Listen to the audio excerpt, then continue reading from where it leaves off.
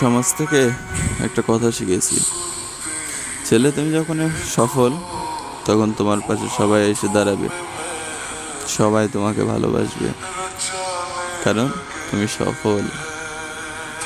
সফলতার শব্দটা তোমার মধ্যে আছে।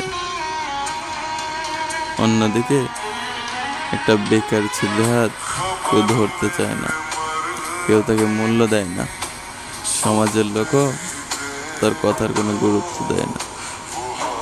তার জীবনটা কাটে কষ্ট নামক একটা পাহাড়ে, কিন্তু সেটাকে বোঝে না। তাই জীবনে সবার কাছে প্রিয় হওয়া যায় না। যদি এই সমাজে এখন ভালোবাসা, সম্মান, শ্রদ্ধা পেতে হলে তোমাকে সফল হতেই হবে। তাই চলার পথ যত কঠিন হোক, নিজের শেষ পর্যন্ত লড়ে যাবে ইনশাল্লাহ। সফলতা দেওয়ার মালিক আল্লাহ।